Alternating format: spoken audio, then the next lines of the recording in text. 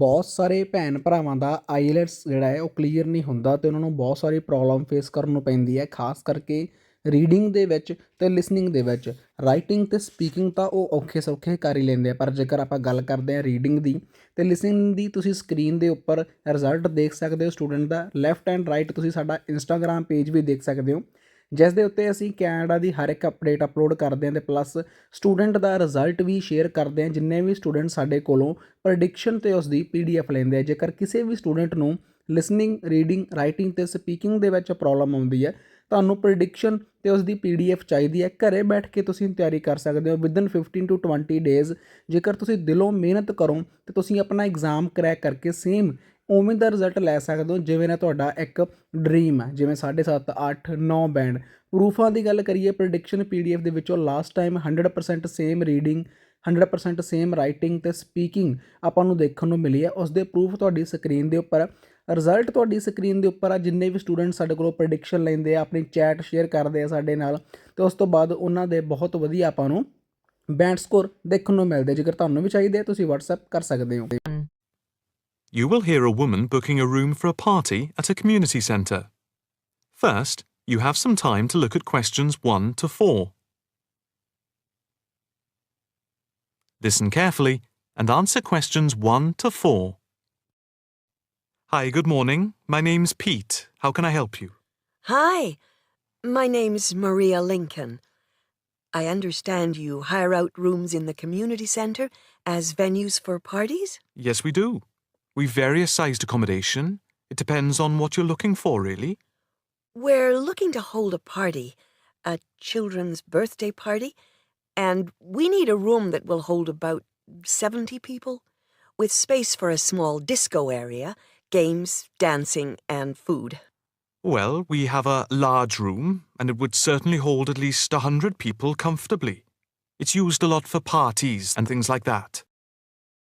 That sounds as if it might be suitable. I've tried various venues, and they're either booked up or they don't hold enough people. Can you tell me when you were thinking of holding the party?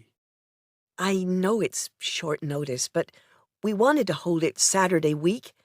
That's September 15th. Let's have a look.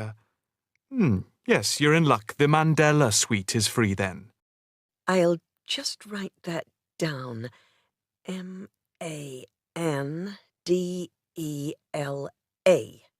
And the time. When were you thinking of holding it?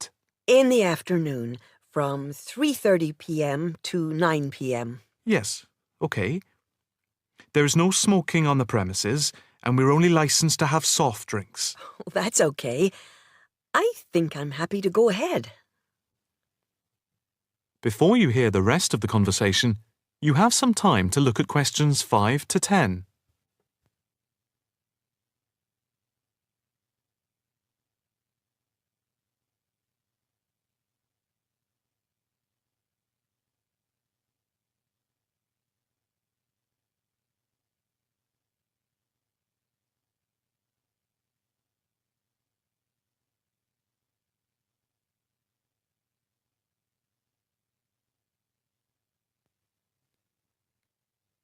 Now listen and answer questions 5 to 10. Can you just give your postcode? Yes, it's PA5 7GJ. Fine. And the flat and street number? It's flat number 40, and the street number is 35. Okay, so that's flat 40, 35 Beaches Street. Yes, that's right. And a contact number? My landline is 223279 with the code. But I'll give you my mobile number, which is 07897 293381. Okay, 293381. Can you tell me how much it will cost? It's quite reasonable, actually. It's £115 for the hire of the room, with tables and chairs. But if you want to hire disco equipment, we've got a basic system with speakers and other equipment for £25. But there is no technician around in case anything goes wrong. And of course, it's optional. Oh, that would save us carting something from home, but maybe we should bring a spare sound system just in case. We've never had any problem with the system, but you might not want to take any chances. What about catering? Well, we had thought of getting everyone bringing something. We have someone who can do catering for £9 a head, including the cake if required. That's handy, but it's a lot as we have a fairly tight budget. So, you want to go ahead with the booking? Yes, certainly. OK. I need to take a deposit of £30, which is refundable. The balance needs to be paid 2 days before the event at the latest. Fine. You can cancel up to 2 days before, but after that you lose the deposit. We don't intend to cancel, but is there any insurance we can take out? Yes, there's a form here somewhere. How much? It's, let me see. It's only £9 for the 24-hour period, and that covers you for cancellation, damage, and injury. Well, at least we'd better have a look at it. How would you like to pay the deposit? Cash. I'll just give you a receipt. There you are. 10, 20, 30. £30. Maria Lincoln. Thank you very much. I'm really glad I found somewhere. We have been trying to book a place for the past 2 weeks, so thank you again, and bye for now. That is the end of part 1. You now have half a minute to check your answers.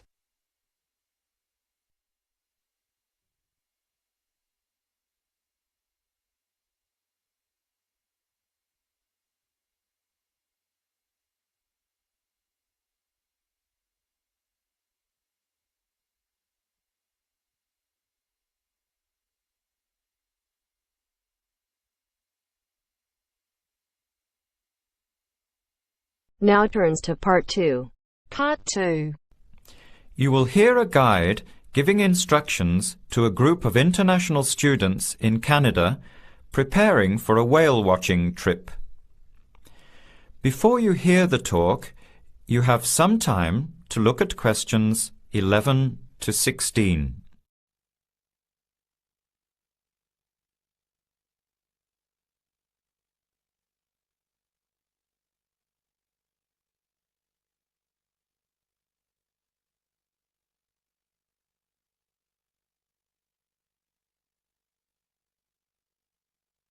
Now listen carefully to the first part of the talk and answer questions 11 to 16. Hello, everyone. Glad to see so many happy faces on this wild and windy day. Are you all ready to go looking for whales? I'm Tony, and our other guide today is Dale. We'll be using these 2 rubber boats you see here, and our trip today will take 3 hours. In a few minutes, we'll be heading into part of the largest temperate rainforest of the Pacific Northwest. I'll show you our route on the map here. This is where we are now. We'll be leaving the sheltered bay and heading out across the mouth of the bay toward the open water. As you know, last night there were strong winds in the area, so we can't go out into the ocean as we had planned. Near the mouth, the water will be quite rough. That's where we are most likely to spot orcas, or killer whales as they are also called. After crossing the mouth of the bay, we'll enter the calmer, shallower waters. This is where you look for gray whales. Then we will continue up this narrow inlet close to the shore. You will have a great view of giant fir and cedar trees that have never been logged.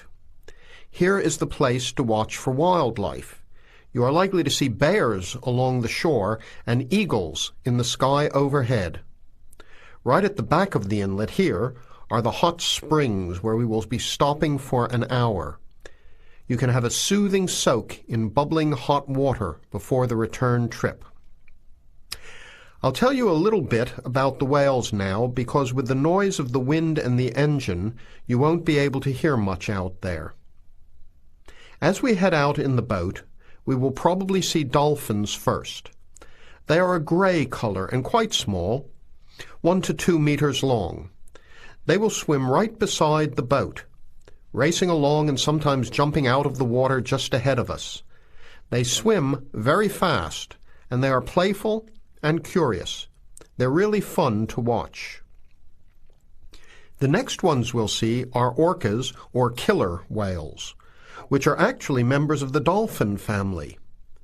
They are 7 to 8 meters long, very fast, and they have sharp teeth. Some stay in these waters all year round. We identify them by the distinctive black and white color. They feed mainly on salmon in these waters, but the orca diet can include seabirds, seals, dolphins, and other mammals. They can be fierce hunters, and this is why they are called killer whales. We should start watching for them as soon as we get out toward open water. We're likely to spot the orcas from a considerable distance. Watch for the black and white marking and mist spouting from the blowholes on top of their heads. Just outside the inlet is where we will probably see gray whales. The grays are migratory. They pass through here twice a year, moving from far in the north where they feed to the warm southern waters where they breed. You are very lucky today because several have been reported in the area. Unlike the orcas, grays are solitary, except when you see a mother with a calf. The gray whales are much longer and heavier than the orcas, 14 meters long and weighing up to 30 tons. The gray whales are filter feeders, gathering tiny ghost shrimp from the sand at the bottom. We recognize grays from their tail fins because each one is different. Once we find the whales, we'll come up as close as we can safely. We are allowed to approach the whales no closer than 50 meters, but that feels pretty close when you are in the presence of animals this big. You'll see mist coming out of the blowholes when they breathe out, and you'll hear a loud hiss. If we are downwind, we might even be able to smell them, a strong, fishy smell. Before the talk continues, you have some time to look at questions 17 to 20.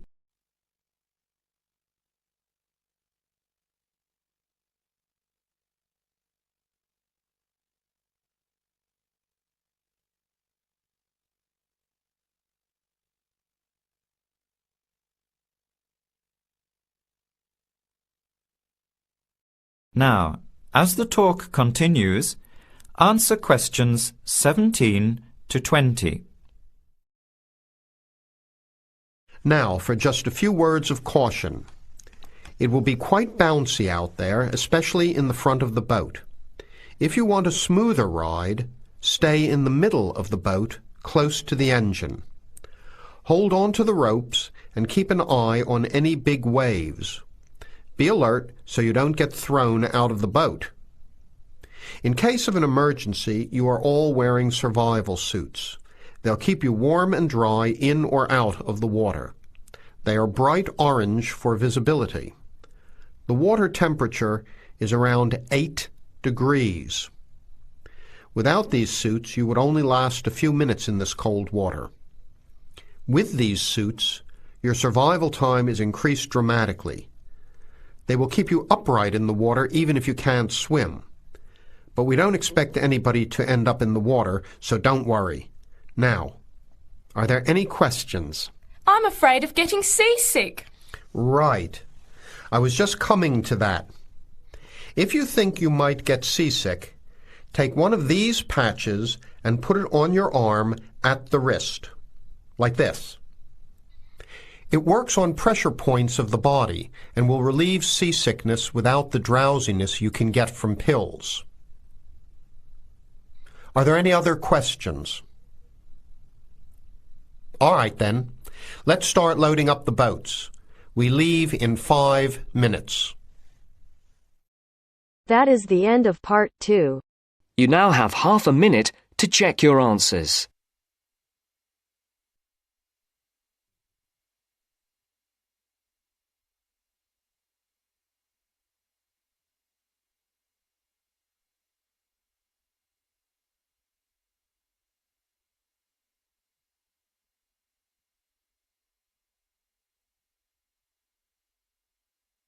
Now turns to part 3. Part 3. You will hear a student union officer's speech. First, you have some time to look at questions 21 to 25.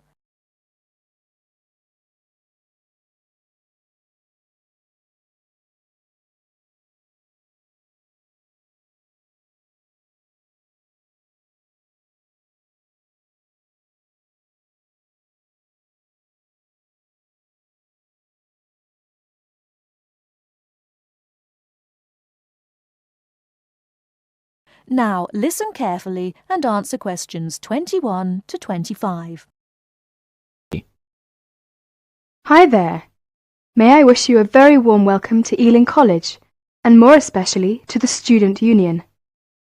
The Student Union is run by 4 sabbatical officers, of which I am one. As the President, I am charged with the overall day-to-day running of the Union itself, according to established policies within the Constitution. We also have a brilliant staff team who'll help us, and you'll meet them when you have 5 minutes to drop in and see us. The last year has seen the Student Union grow from incorporating a bar and a few offices with a small shop into being a thriving concern, which controls, to its credit, 2 bars, a cafe bar or restaurant, a shop, a comprehensive welfare department, and numerous offices. All this has been achieved by sheer hard work and dedication on the part of last year's sabbatical team and staff, who overcame many obstacles and teething problems, but won through in the end. This year, our aims as a team will be to consolidate on what has already been achieved, and to secure the future of the Union. With the new post of Vice President, Social and Communications, our main emphasis will be on communications within the college, which has always proved a problem in the past, but one which we hope to improve upon this year. One way will be the regular publication of a Student Union magazine, so all you budding journalists, come on down. Before you hear the rest of the talk, you have some time to look at questions 26 to 30.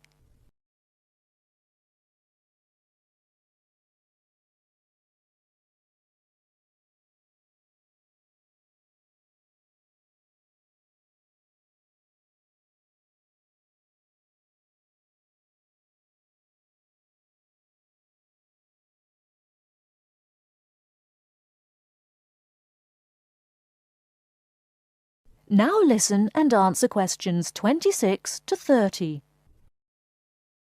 We are very aware that a lot of you have never had any contact with student unions before, and don't know what they are or what they can do for you. So basically, here's a quick rundown. If you have any problems at all, either when you start college or throughout your time here, don't hesitate to drop in the SU office in the North Building and see Pat, our office assistant. She will be able to help you with most of your day-to-day general inquiries, or if she can't, she will direct you to one of our staff who can. Myself and the other 3 vice presidents are here every day, and if you need to see us, just fix a time with Pat, and we'll be only too happy to help you. By the way, queries or problems can range from a late grant check, finding a place to live and academic matters, right through to the best places to eat, directions to the bar, or somebody blocking you in the car park. We'll give anything our best shot. Please remember, while you're at Ealing, that going to college is not just about education. Make sure you enjoy yourself as well, because believe me, time will fly once you're here. Ealing is a really good place to live, as there is lots to see and do. And don't forget, the metropolis of central London is only 20 minutes away by tube. Finally, the Student Union is an organisation run by students for students.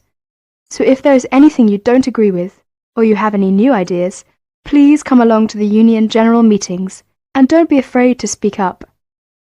Or you could give up a little of your time and stand for the Executive Committee, which is made up of students who help us out with lots of interesting things. I would like to take this opportunity to thank all the sabbaticals of the last 2 years who have worked so hard. My very special thanks goes to Winston, Martin and Peter and all the staff who not only did a great job, but have been my good friends as well. Lots of luck and success for your year at Ealing. Work hard, but play hard as well. That is the end of part 3. You now have half a minute to check your answers.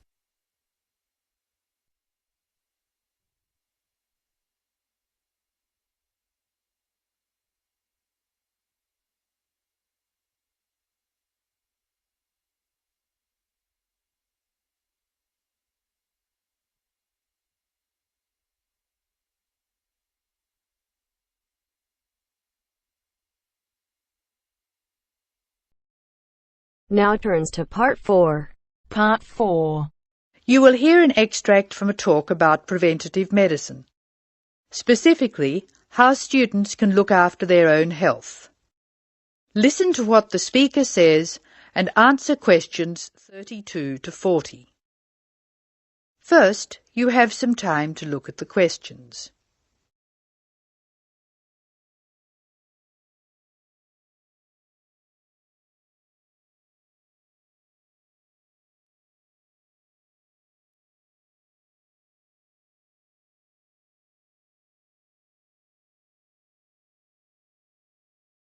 Now listen carefully and answer questions 36. Good morning. I'm Dr. Pat Parker, and I'm here to talk to you about preventative medicine in its widest and most personal aspects. In other words, I'm here to tell you how the patient should wrest control of their health away from the practitioners of medicine and take charge of their own medical destiny. I want to talk about staying out of the hands of the doctor. When the patient takes responsibility for her or his own health, and let's decide the patient is male for now, men are in fact more at risk than women anyway, when the patient takes over his own health regime, he must decide what he wants to do. The first thing, of course, is to give up the demon nicotine. Smoking is the worst threat to health, and it's self-inflicted damage. I have colleagues who are reluctant to treat smokers. If you want to stay well, stay off tobacco and smoking in all its manifestations. Our department has recently completed a survey of men's health. We looked at men in different age groups and occupations, and we came up with a disturbing insight. Young men, particularly working-class men, are at considerable risk of premature death because of their lifestyle. As a group, they have high risk factors. They drink too much alcohol, they smoke more heavily than any other group, their diet is frequently heavy in saturated fats, and they don't get enough exercise. We then did a smaller survey in which we looked at environmental factors which affect health.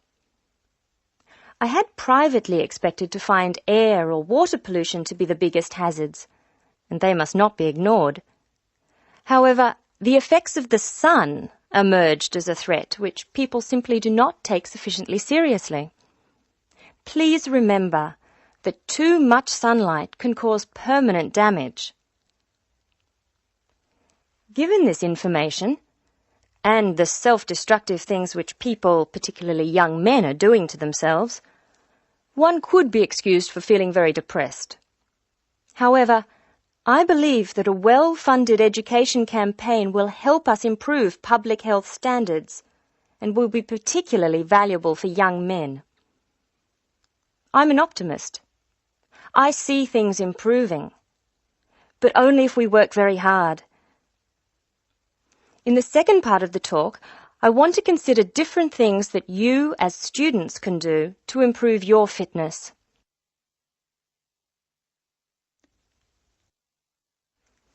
So now I'd like to issue a qualification to everything I say. People will still get sick, and they will still need doctors. This advice is just to reduce the incidence of sickness. It would be great if disease were preventable, but it's not. However, we have power. In the late 80s, the Surgeon General of the United States said that 53% of our illnesses could be avoided by healthy lifestyle choices. I now want to discuss these choices with you. You should try to make keeping fit fun. It's very hard to go out and do exercises by yourself. So it's wise to find a sport that you like and play it with other people. If you swim, you can consider scuba diving or snorkeling. If you jog, try to find a friend to go with. If you walk, choose pretty places to walk or have a reason for walking. Your exercise regime should be a pleasure, not a penance. The university is an excellent place to find other people who share sporting interests with you, and there are many sports teams you can join. This, unfortunately, raises the issue of sports injuries, and different sports have characteristic injuries. As well as accidental injuries, we find repetitive strain injuries occurring in sports where the same motion is frequently performed, like rowing and squash. The parallel in working life is repetitive strain injury which may be suffered by typists or other people who perform the same action hour after hour, day after day. In this context, therefore, the most important thing to remember before any sport is to warm up adequately. Do stretching exercises and aim at all times to increase your flexibility. Be gentle with yourself and allow time to prepare for the game you have chosen to play. Don't be fooled by the term warm-up, by the way. It's every bit as important to do your warm-up exercises on a hot day as on a cool one.